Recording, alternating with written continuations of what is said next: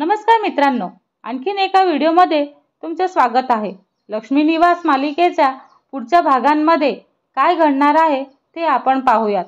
भागाच्या सुरुवातीला श्रीनिवास मंदिरात नोकरी मिळते आणि लक्ष्मीलाही तिथेच नोकरी मिळालेली असते। त्यांना खूप आनंद होतो, पण श्रीनिवास म्हणतो, लक्ष्मी मी दुसरी नोकरी शोधतोय, कसं तर आपलं स्वप्न पूर्ण करायचं आहे असं सांगून तो मंदिर सोडतो आणि नोकरी शोधायला निघतो। तो अनेक ठिकाणी जाऊन म्हणतो की मी कोणतेही काम करायला तयार आहे, मला फक्त नोकरी द्या। दरम्यान दुसरीकडे जान्हवी सईला तयार करणं चालू ठेवते। इकडे सई आणि विश्वा हे दोघांच्या एंगेजमेंटचा कार्यक्रम असतो आणि तिथे सई म्हणते की आज माझी एंगेजमेंट आहे, हे सगळं तुझ्यामुळे शक्य झालेलं आहे। तेव्हा जान्हवी म्हणते की तुझ्या नशिबात ज्यांचं नाव असेल तोच तुला मिळेल, माझ्या हातात काहीच नाही। तेव्हा जान्हवी म्हणते की देवाने मलाच तुला मदतीसाठी पाठवलं असावं। तेव्हा सई म्हणते जान्हवीला की तू इतकी शांत का आहेस, का बरं काय झालं? तेव्हा जान्हवी म्हणते झोप खूप आली होती, काही लक्षात आलं नाही, सॉरी। तेव्हा सई म्हणते की त्यासाठी तुला एक शिक्षा आहे की आजचा दिवस तू माझ्यासोबतच राहिला पाहिजे। तेव्हा जान्हवी थोडं संकोचते, पण ती मान्य करते। जान्हवी एका टोपलीत काहीतरी डोक्यावर ठेवून येते तेव्हा ललिता विचारते, अगं काय घेऊन आलीयस, कोणाकडे चाललेली आहेस? तेव्हा जान्हवी म्हणते कुणीतरी ओळखीचं भेटेल अशी आशा होती। तेव्हा ललिताला आश्चर्य वाटतं की तू म्हणालीस ना तिथे कोणीच नाही, मग आता कुणाकडे चाललेली आहे? जान्हवी म्हणते प्लीज आई, आज काही विचारू नका, मी कार्यक्रम झाल्यानंतर सगळं तुम्हाला सांगेल। इकडे पंडित येतात आणि ते येऊन विचारतात की मुलगी तयार झालेली आहे का, आणा तिला।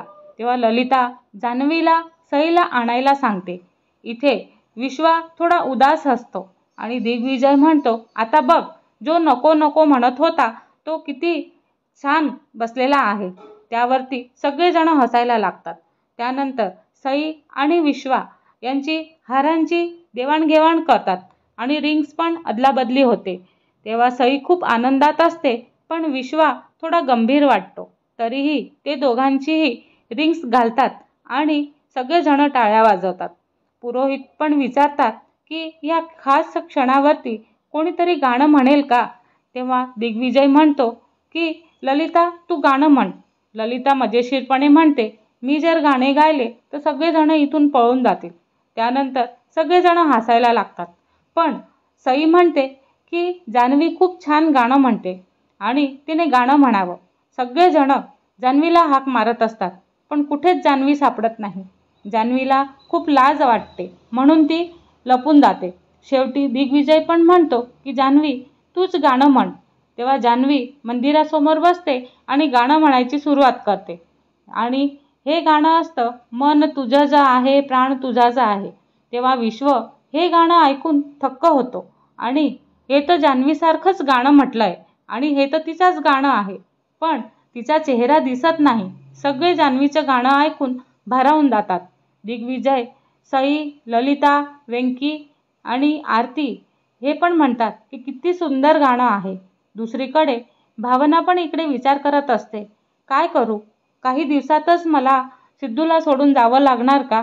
इतकं प्रेम केलं होतं मी आणि आता त्याला सोडून जावं लागेल का?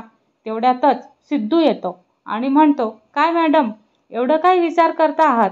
मी येऊन इतका वेळ झालेलो आहे आणि बघतोय की काहीतरी तुम्ही माझ्यापासून लपवतायत ना?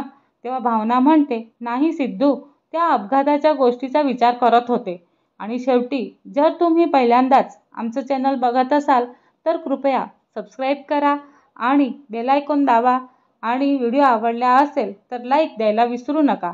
धन्यवाद।